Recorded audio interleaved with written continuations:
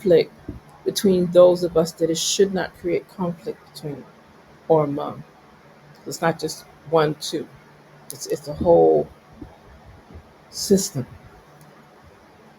that's intentionally keeping us distracted from the core of things that allow us to thrive, not just survive, but to actually thrive and flourish and be prosperous.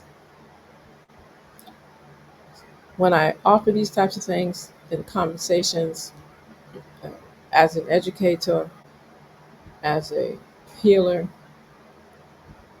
as a priestess, as a global cultural heritage ambassador,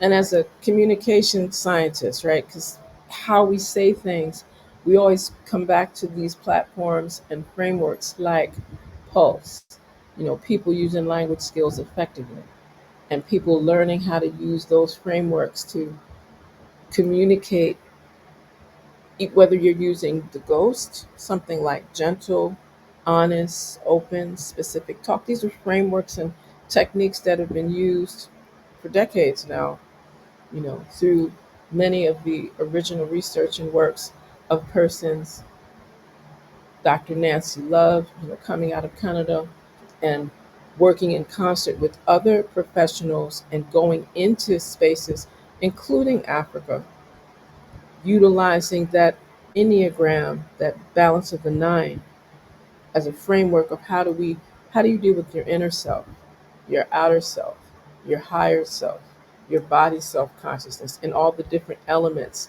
that allow for you to reassess how you communicate, how you listen, how you learn, how you teach, how you engage in counsel, and how do you thrive. Like, what is the framework that helps you to thrive? And we're moving, some persons have it, or at least it appears that they have it in order, in fullness. And some persons may appear like they do not have it in fullness at all.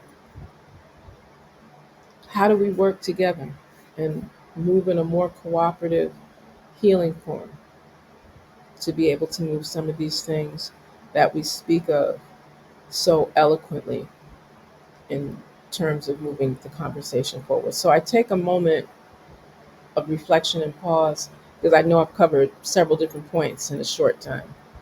And I just would like for those that may have just joined us to just have some clarity on when we speak of I speaks, we're always incorporating ancient sacred traditions in a form that can be integrated well in contemporary times, and speaking in the form where we are able to respectfully